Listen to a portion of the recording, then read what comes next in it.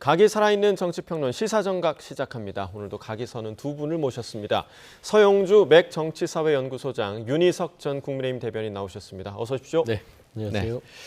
자, 이재명 정부 첫 내각을 구성할 장관 후보자 16명에 대한 인사청문회가 오늘부터 시작이 됐습니다. 낭만은 없다 단언하는 여권과 또 송곳 검증을 예고하는 야권의 신경전이 상당한데요. 관련 영상 함께 보시겠습니다.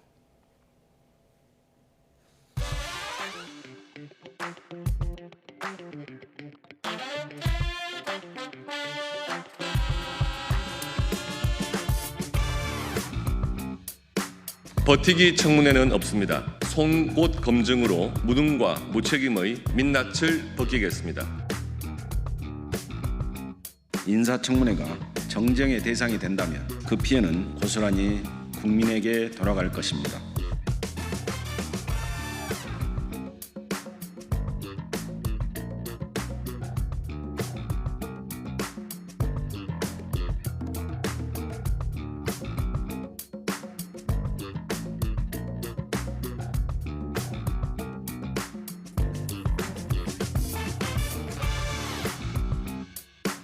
이재명 대통령이 범죄 경력이 있지 않습니까? 네. 도덕성에 대한 판단 기준이 너무나 흐릿해졌구나.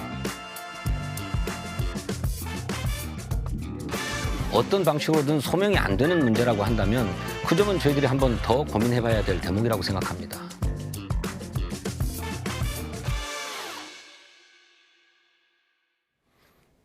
네, 오늘 하루 4개 인사청문회가 열립니다. 지금 현재 열리고 있는데 그중에서도 가장 뜨거운 청문회 바로 강선우 여성가족부 장관 후보자 청문회가 아닐까 생각이 됩니다.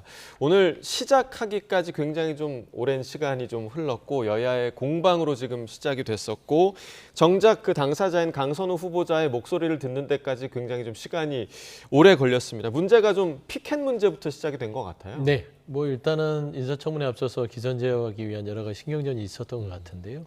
사실 강선우 여가부 장관 후보자 같은 경우는 청문회에 앞서서 여러 가지 본인을 둘러싼 보좌진과의 갑질 의혹 부분 때문에 굉장히 진통을 겪었던 것으로 알고요. 예. 사실 여론 자체가 그렇게 썩 우호적이진 않았다. 뭐 당내에서는 강선우 후보자에 대해서 일단 소명을 지켜보자라는 것이었지만 앞서 자료 화면에서도 진성준 의원조차도 그 소명이 어느 정도 국민들의 눈높이에 맞지 않는다면 이 부분은 상당히 심각하게 고민해야 되지 않겠냐라는 지적이 나오지 않았겠습니까? 그리고 대통령실에서도 사실 우상호 정무수석이 언론 보도를 통해서 나온 발언을 보면 비슷합니다. 걔가. 국민의 눈높이가 가장 중요한 인사의 기준이 될 것이다. 야당의 송곳 질문도 중요하겠지만 결국에는 이미 현상이 드러나 있는 상황이고요. 보좌진에 대한 여러 가지 부적절한 어떤 여러 의혹들이 국민들이 보기에 그 정도면 납득이 될 것 같아. 이거는 조금 서로 간에 오해가 있었군이라고 된다면 모를까. 이게 아니라 마치 뭉개고 아무 일도 없듯이 마치 그 갑질을 주장하는 보좌진들이 어처구니없는 일을 한 것처럼 피해자가 가해자가 되는 그런 치환되는 쪽으로 만약에 소명이 된다면 저는 이번 청문회 자체가 전체적으로 좀 어려울 수도 있겠다는 생각은 좀 들었습니다. 예, 지금 상당히 좀 신중한 입장을 밝혀주셨고 지금 사실 이번 그 여러 논란과 관련해서 증인 채택도 좀 문제가 됐던 것 같아요. 결국에는 이 갑질 논란의 피해자라고 지금 불리고 있는 전직 보좌관이 증인 채택이 되지 않았다고 하더라고요. 민주당에서 거부했다고 하더라고요. 그러니까 이게 민주당에서 물론 이제 정권 잡고 얼마 안 돼서 자신감이 넘쳐서 그런지 몰라도 이런 일을 하면 안 됩니다. 그 민주당이 기존에 가지고 있었던 이미지는 약자를 보호하는 데 앞장을 섰고 앞에 민주자에 부끄럽지 않은 행동을 한국 현대 정치에서 해왔다. 뭐 이런 거 아니겠습니까? 본인들은 그렇게 주장을 하는데 지금 하시는 모습 보면 너무 부끄럽지 않을까 싶어요. 을지로위원회라고 있잖아요. 을을 지킨다는 거 아니에요? 을이 여기서 누굽니까? 강선우 후보자가 을은 아닐 겁니다. 보좌진들이 얼마나 의원 앞에서 약해요. 서영주 소장 너무 잘 아실 텐데 그런 분들 앞에 놓고서는 이 사람들이 잘못됐다. 허종식 의원 같은 분은 그랬잖아요. 나한테는 강선우 의원 전혀 그런 적이 없는데 그럴 사람이 아니다. 허종식이라는 분은 의원이기 때문에 그런 겁니다. 을이라는 사람 앞에서 갑이라는 사람이 할 수 있는 행동의 범위는 엄청 넓어요. 그런데 그런 것을 인간관계나 어떤 직무관계에 있어서 강선우 의원이 그동안 잘 못했다는 것이 드러난 거 아닙니까? 이 정도 되면 새 정부 출범에 맞춰서 이재명 정부가 잘하고 있다는 평가를 받고 있는 가운데서 과감하게 잘라줄 것은 잘라주는 모습을 보여야지, 당에서, 민주당에서 여당이, 거대 여당이 이런 식으로 청문회를 뭔가 희화화하는 모습을 보여주고 또 이렇게 시간 끄는 모습, 오늘 시간 잘 가고 있습니다. 이거 나중에 어떻게 감당을 할 건지 민주당에서 더 신중하게 잘 생각해 봐야 한다, 이렇게 봅니다. 네, 두 분 말씀해 주신 대로 이제 강선우 후보자에 대해서 가장 이제 문제가 되고 있는, 논란이 되고 있는 부분이 이 갑질 논란 의혹인데요. 이 부분에 대해서 지금 오늘 이제 질의자 중에서 국민의힘 가장 먼저 질의한 의원이 서범수 의원이었는데 관련해서 이제 갑질 이야기를 가장 먼저 하기도 했고요. 반면에 더불어민주당 의원들은 지금 강선우 후보자의 자녀 이야기를 계속해서 좀 꺼내는 모습을 볼 수가 있었습니다. 이 모습 보시고 이야기 나눠보겠습니다. 22년에 후보자님께서 여야 의원 전원에게 직접 손편지를 보내서 발달장애 참사 대책 마련 특위 출범을 요구하는 결의안 참여를 요청하셨죠? 네, 그렇겠습니다. 발달장애인을 돌보는 것이 어렵고 힘들겠다라고 짐작되는 것보다 더 거칠고 아픕니다. 관련해서 이 돌봄은 국가가 책임을 져야 하고, 그리고 국가가 책임을 지려면 그들이 어떻게 살아가는지 알아야 합니다. 자, 지금 백승하 의원이 오늘 첫 번째 질의자였는데 이 발달장애 이야기를 꺼냈고, 지금 조금 전에 이제 강선우 후보자가 답변하는 모습을 보셨고, 저희가 앞서서도 지금 뉴스 첫머리에 지금 진행되고 있는 청문회를 들려드렸는데, 서영교 의원도 마찬가지로 이제 강선우 의원의 자녀 이야기를 좀 꺼냈습니다. 발달장애 네네. 자녀 이야기를 꺼냈는데, 자, 이 이야기를 꺼내는 의도에 대해서 좀 보는 시각이 좀 다를 것 같아요. 서 수장님 어떻게 다른 보셨습니까? 시각도 있을 거는 같은데 사실상 강선우 후보자가 가정사에 발달장애 자녀를 두고 있고 여러 가지의 그런 어려움 속에서도 의정활동과 어떤 국가에 대한 선출직 공무원으로서의 직을 수행해 왔다. 공적인 부분들에 있어서 잘하는 부분 그리고 그런 자격이 있는 부분들을 부각시키려는 그런 질의가 아니었을까 싶어요. 예. 그리고 충분히 그런 부분에 있어서는 또 높이 살 부분도 있다라고 생각을 합니다. 다만 사실 지금 불거지고 있는 보좌진에 대한 가불관계에 있어서의 갑질 논란과 그리고 발달장애 자녀를 키워서 어렵게 어떤 공직에 여기까지 올라온 부분은 별개의 문제다. 예. 그게 소명은 아니잖아요. 그러니까 잘하는 부분 또 인정할 부분이 있대. 그러면 최소한 보좌진의 갑질 문제에 있어서는 확실한 소명이 필요하다. 이걸로 덮을 수는 없다라는 것은 분명한 것 같아요. 이게 제가 말씀드리는 것은 제가 민주당의 입장으로 봤을 때는 이렇게 좀 옹호하고 덮을 수는 있으나 피해자가 존재하고 예. 각각의 상황 속에서 이재명 정부의 가장 큰 기조가 억강부약입니다. 그러면 강한 사람을 어느 정도 누르고 예. 약한 사람을 세움으로써 대동이라는 세상을 만들어서 평등하게 살자.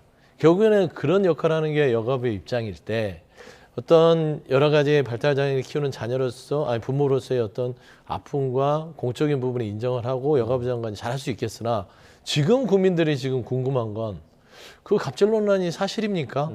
그리고 우리가 이해할 만큼만 이야기를 해보시죠.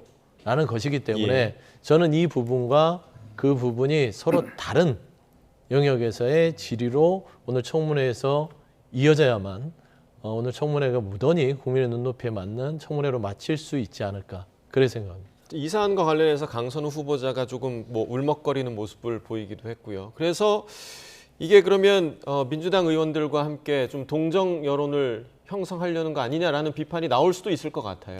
동정 여론이 형성되기가 어렵죠. 강선우 의원 울먹거릴 필요 없습니다. 어차피 장관 임명될 가능성이 굉장히 높아요. 여기서 중요한 거는 민주당 서영교 의원 같은 분이 나와서 응원하면서 자녀 얘기 이렇게 하는 모습, 민주당 원내대표 선거까지 나오신 4선 의원 아닙니까? 잘 한번 오늘의 행동을 돌아보시기 바랍니다. 이런 행동을 하라고 국회에 이렇게 오랫동안 보내드린 게 아닐 텐데 지역 구민들이 굉장히 부끄러워할 것입니다. 네. 보좌진들이요. 어느 누구의 소중한 아들, 딸들입니다. 그분들도. 그런데 여기서 자녀 얘기를 하면서 지금 보좌진 갑질 논란에 대해서 덮으려고 한다. 뭐 다 사전에 작전 짜고 왔다고 볼 수 있는데 이런 정도 수준으로 국정을 운영할 생각이라면 민주당 앞으로 더 심각하게 현 상황을 지켜봐야 한다. 민주당 전체가 갖고 있는 가치 연대를 무너뜨린 일입니다. 민주당은 보좌진들이 열심히 일을 해서 의원들과 동료로서 같이 일을 하고 더 나아가서 국회의원으로 진출하는 선순환 구조를 만든 당이라고 알고 있습니다. 지금 이 상황에서 당의 4선, 원내대표, 뭐 재선 의원 할 것 없이 단 한 사람도 민주당 보좌진들을 보호하는 역할을 하지 않고 오히려 강선우 의원의 저런 행동을 비호하고 피해받은 분들을 피해 호소인으로 격하하면서 2차 가해하고 있는 것, 민주당 보좌진들 거의 2,000명 가까이 되겠죠. 사기를 엄청나게 떨어뜨릴 것이고 누굴 믿고 그분들이 일하겠느냐. 민주당의 앞날에 굉장히 안 좋은 영향을 끼칠 수밖에 없는 강선우 후보자 지명이라고 생각합니다. 예. 자, 최근 그 갑질 논란 제보를 한 전직 그 보좌진과 관련해서 강선우 후보자 측에서 이제 법적 조치를 할 것이다라는 얘기가 들리긴 했는데 오늘 청문회에서는 그런 말 한 적 없다라고 이야기를 했거든요. 아무래도 이 부분과 관련해서 2차 가해 논란이 또 일고 있기 때문에 이 부분을 좀 의식한 게 아닐까 생각이 좀 드는데요. 의식이 되겠죠. 일단 법적 조치의 말은 던졌으나 그건 본인의 생각과 무관하다라고 청문회에서 밝힌 걸로 제가 들었고 확인했습니다. 그런데 참 이게 난감한 게 어떤 본인의 여러 가지의 사회생활의 불이익을 감내하고 물론 이제 그 이야기를 들어봐야 알겠지만 그 보좌진들은 의원이라든지 이 정당 내에서의 지도부에 비교했을 때는 굉장히 미미한 힘을 갖고 있습니다. 예를 들어 여의도 정치권에서 보좌진 생활을 하려면 이런 일로 찍히면 어디에 발붙일 수가 없어요. 이게 어떤 바깥에서 평가를 나쁘게 하는 게 중요한 게 아니라 그 누구도 그 사람을 데려다가 쓰기가 좀 꺼리낌직하겠죠. 그럼에도 불구하고 본인의 어떤 상처된 부분들을 치유받기 위해서 저는 제보를 했다고 보는데 이 부분을 마지막에 인사청문회를 앞두고 그 의원실의 그 어떤 담당 보좌관이 개인의 의견이라고 해명을 했던데 이거는 명백하게 결국에는 그 입을 막겠다는 처사로밖에 안 보여서 2차 가해 비판에서 자유로울 수 없습니다. 그래서 저는 이런 부분들이 좀 매끄럽지 않아요.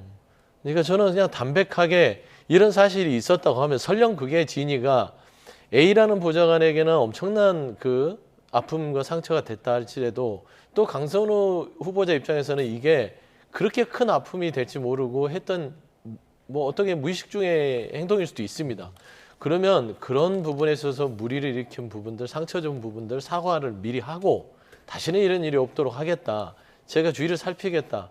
그런 마음으로 제가 장관직을 수행하겠습니다 하면 좋았을 텐데 처음부터 이 해결 방식이 그 말한 보좌진이 거짓말이고 허위고 명예훼손했다고 가버리면 갈등을 조정해야 될 여가부 장관 후보자로서 국민들이 보기에 과연 맞나? 갈등을 더 초래하게 되는데 해결 능력이 있나? 라고 하는 것이거든요. 저는 이런 부분에서 주위에서 좀 조언을 할 때 좀 지혜롭게 했으면 어땠을까? 라는 아쉬움이 남지만 사실관계만 일단은 확인을 해서 일단 국민의 평가를 받는 거. 아직 시간이 남아있기 때문에 좀 지켜볼 대목 같습니다. 대처가 상당히 좀 아쉽다라는 평가를 해주셨는데 실제로 이제 이번 청문 전국 속에서 벌어진 이 논란에 대해서 대통령실 역시 좀 난감한 기류가 느껴지는 분위기입니다. 우상호 대통령실 정무수석 그리고 지난 주말 대통령과 오찬을 하고 온 정규재 주필의 인터뷰 내용을 잠시 좀 들어보겠습니다. 심각하다 이렇게 얘기하면 이제 바로 낙마 이렇게 생각하실 것 같아서 국민의 기준에 맞나 안 맞나 보는데 이제 어떤 경우는 국민들 눈높이에 좀 안 맞는 일이 있었구나 하는 그런 분들도 있는데요. 과거에 낙마했던 후보자들과 비교해 볼 때 어떤 수준인가 이런 것들도 좀 점검해 보고 있습니다. 어쨌든 청문회를 좀 지켜보자는 입장이라서요. 청문회가 끝난 이후에 국민 여론들을 종합적으로 검토해 볼 그런 생각입니다. 이 대통령도 이런 얘기를 했습니다. 이 여성 쿼터는 채워야 되는데 대통령이 이제 장관인 사람에서 여성 쿼터에 대한 나름대로 이 의무감을 가지고 계시는 것 같아요. 그런데 여자로 그래도 몇 명은 좀 써야 되는데 정말 이 사람이 없어서 큰일이다. 이런 요지의 얘기를 했습니다. 최소한도 몇 명의 선에 지금 뭐 여성이 그렇게 많은 형편이 아니거든요. 네. 중소기업부 장관 그렇죠. 뭐 해서 몇 명 안 되는데 여기 수동훈련 불려야 된다. 또 새로운 뭔가를 써야 된다. 아마 대통령이 야 이거 정말 새로 쓸 사람이 없다. 이렇게 아마 당혹감을 느끼는 것 같습니다. 자, 일단 대통령실에서도 청문회를 지켜본다라는 입장이긴 하지만 좀 우려가 섞여 있는 것은 사실인 것 같습니다. 일단 인사청문 TF를 꾸렸다고 하는데 이게 좀 어떤 걸 더 들여다보겠다고 하는 일단 인사검증 TF라는 것들은 전체적으로 뭐 검증도 검증이겠지만 차후에 인사청문회가 진행되는 상황 속에서 5대 기준, 7대 기준보다 더 높은 국민의 기준, 예. 그걸 보겠다는 것 같아요. 아까 우상호 정무수석께서도 사실 여러 가지 그 인사청문회에서 낭만 후보자들의 사례를 좀 지켜보고 비교해 봐야겠으나 예. 결국에는 청문회 이후에 국민의 여론을 종합적으로 검토해서 판단하겠다라는 기준을 세운 걸 보면 그러니까 지난 뭐 정부처럼 그냥 밀어붙이기식으로는 그냥 마냥 가지 않을 것이다. 그래서 저는 개인적으로 생각했을 때는 현역 불패라는 어떤 그런 통상적인 관행을 예. 이재명 정부에서 깨트리지 않을까. 좀 그렇게 보거든요. 오히려 깨트릴 가능성이 저는 있다. 그럴 예. 가능성을 매우 높게 보고 있습니다. 그래서 일단 청문회 과정에서 강순호 후보자가 어떤 소명을 하는지 저도 그래서 궁금한 한 사람이다. 예. 그런 말씀드립니다. 그리고 이제 이후에 저희가 들어봤던 정규제 주필 같은 경우는 대통령이 여성 쿼터제에 대해서 좀 의무감을 가지고 있는 것 같다라는 의견을 밝혔는데 이 부분 좀 어떻게 들으셨습니까? 예, 충분히 이해를 합니다. 이재명 대통령 입장에서는 여성의 사회 진출을 더 활발하게 한다는 차원에서라도 내각에 여성을 조금 더 보유하고 싶어 하는 예. 그런 의지를 밝힌 걸로 보이는데 생각보다 지금 진척이 잘 안 된다. 지금 문제가 있다고 지적되고 있는 후보자들 보면 강선우, 이진숙 다 여성들이시잖아요. 예. 그런 면에서 좀 곤혹감을 느끼고 계시다 이렇게 저는 들었는데 제가 만약에 이재명 대통령의 참모라면 아까 서영주 소장 말씀하신 대로 이참에 과감한 결단을 내리는 것이 저는 옳다고 봅니다. 다들 예상하잖아요. 청문회 그냥 통과해서 임명될 거다. 예. 그런데 그것을 딱 끊고 역시 국민의 편에서 봤을 때 아무리 처음에 지명을 본인이 했더라도 국민에 의해서 거부감을 불러일으키는 사람은 과감하게 결단을 내려서 물러나게 하고 다른 사람을 찾겠다.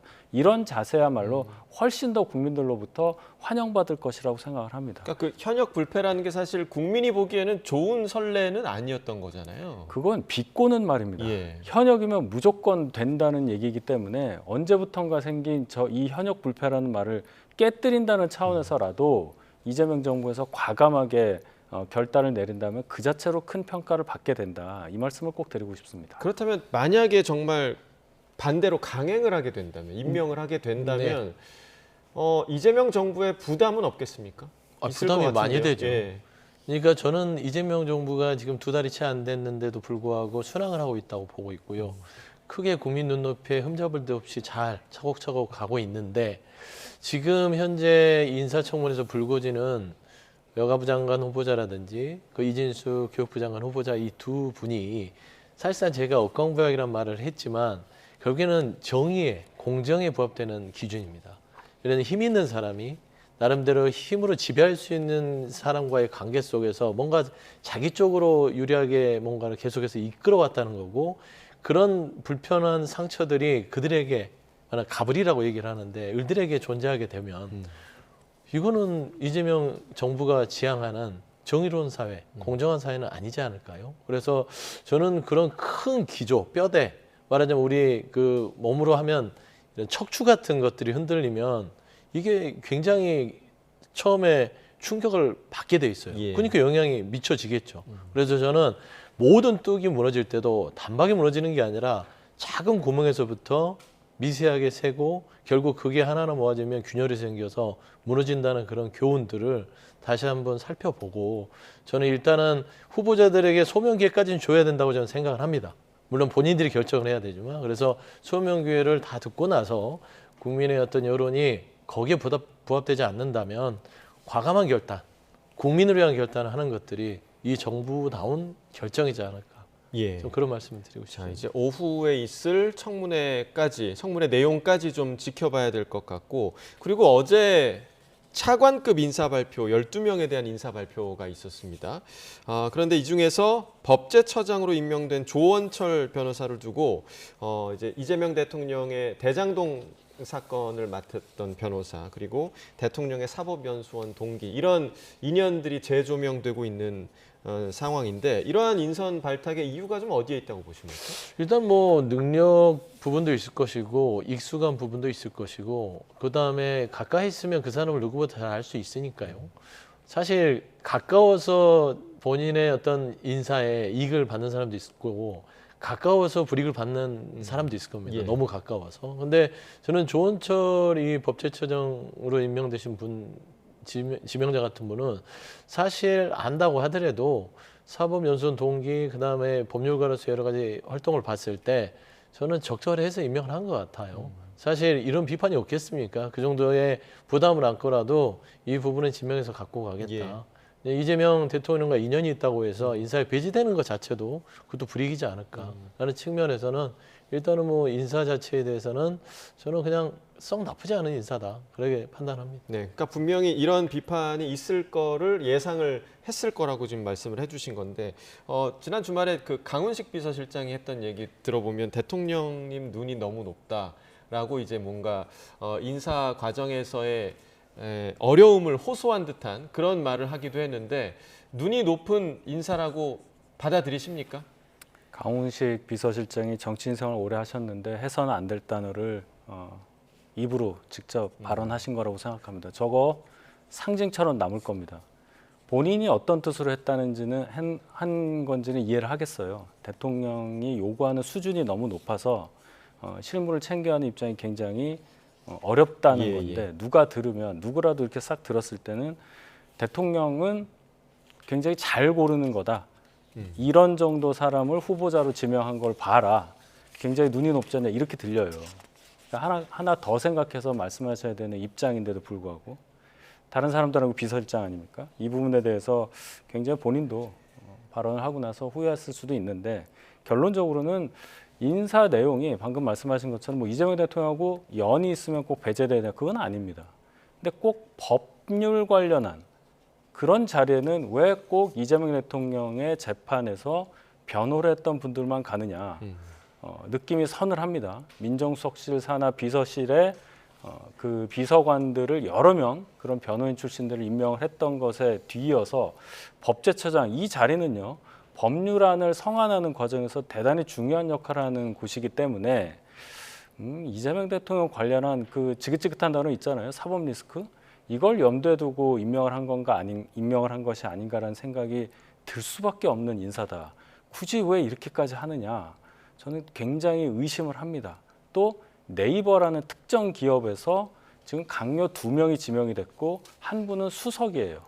용산 대통령실의 수석 비서관입니다. 단순한 한 기업에서 그렇게 많은 분들을 지명했다, 이게 아니라 성남시장, 그 당시 또 뭐 경기도지사, 그때 네이버가 성남 판교에 본사를 옮기는 과정에서 받았던 여러 가지 일들을 다시 떠올리게 하는 거란 말이죠.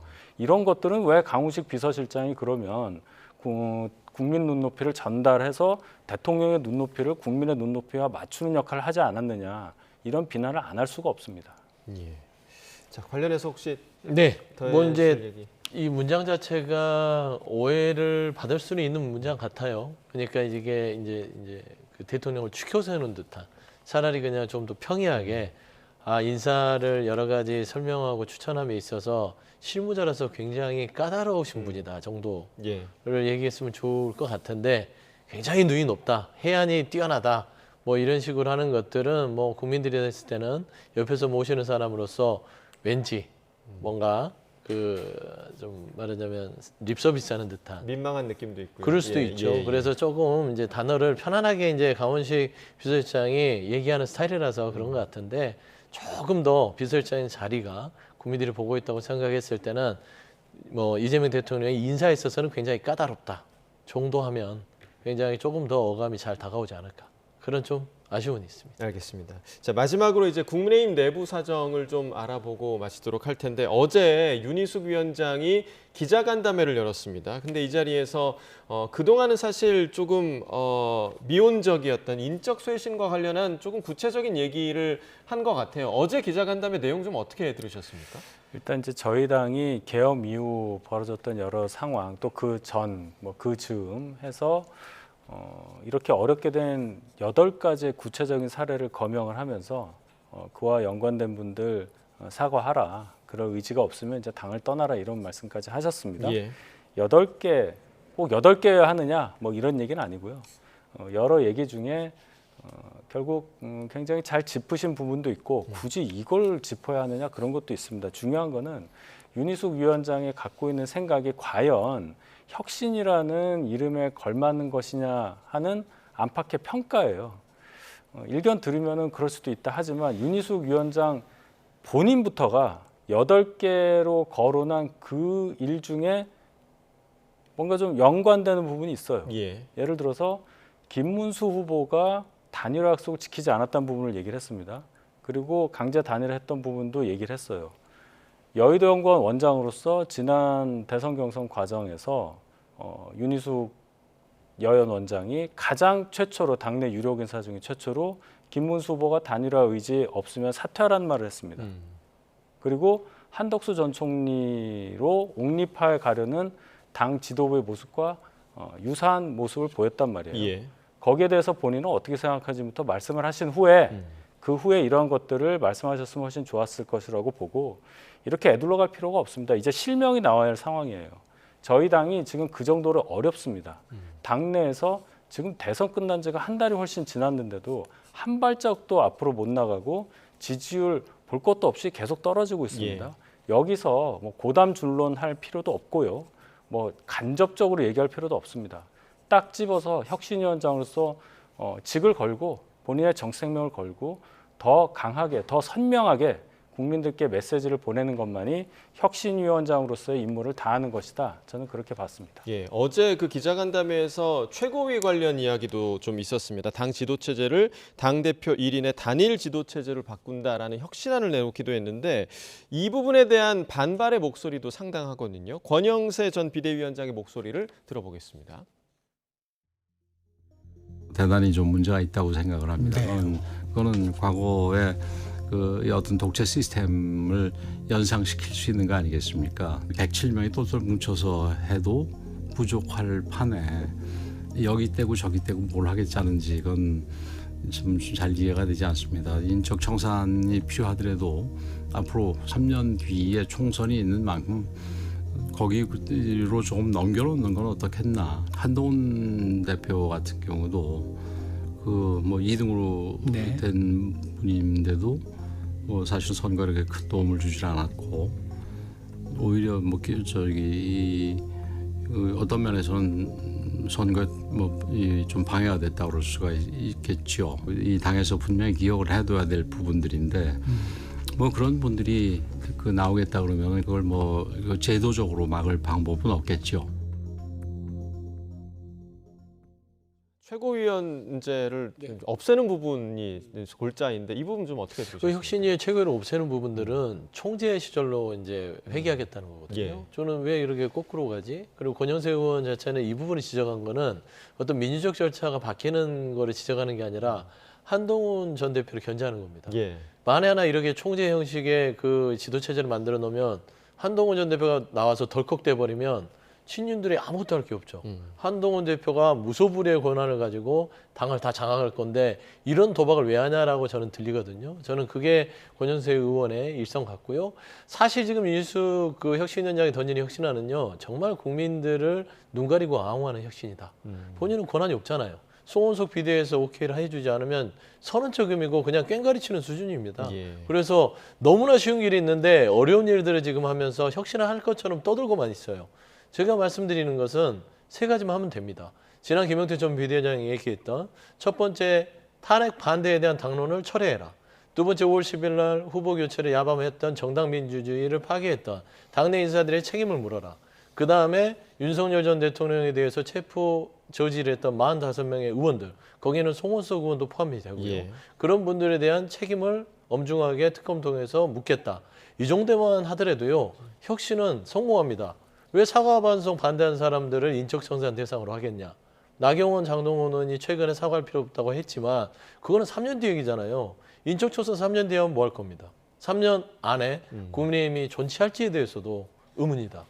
라고 생각하는 사람이 많으실 거예요. 예. 자, 마지막으로 어떻게 가야 합니까? 국민의힘은요? 최고위원회 없앤다는 것이 뭐 당대표 한 사람에 의한 강력한 지도체제를 만든다는 것으로 보일 수 있는데 저는 역으로 생각합니다. 최고위원회가 없어짐으로써 선출되지 않은 사람들로 중앙당무회의를 만든다는 거잖아요. 오히려 그 중앙당무회의라는 것에 지위를 격하는 거라고 생각합니다. 즉 당대표 지위를 격한다는 것으로 보고 결국 그것이 실현이 되면 의원총회가 사실상의 최고 의사결정 기구가 된다는 면에서 보면 구주류라고 볼 수 있는 분들이 이러한 혁신안을 혁신안으로 포장시켜서 주장하고 있는 게 아닌가 하는 강한 의심이 들고요. 계엄에 관련해서조차 지금 표결을 해도 나는 찬성하지 않겠다라고 하는 분들이 아직도 당에 있습니다. 예. 107명 정부가 똘똘 뭉쳐야 한다는 대의에는 동의하나 어떤 107명이냐가 더 중요하다는 말씀을 끝으로 드리고 싶습니다. 네, 알겠습니다. 여기까지 듣겠습니다. 서영주 맥정치사회연구소장, 윤희석 전 국민의힘 대변인과 이야기 나눠봤습니다. 두 분 말씀 고맙습니다. 네.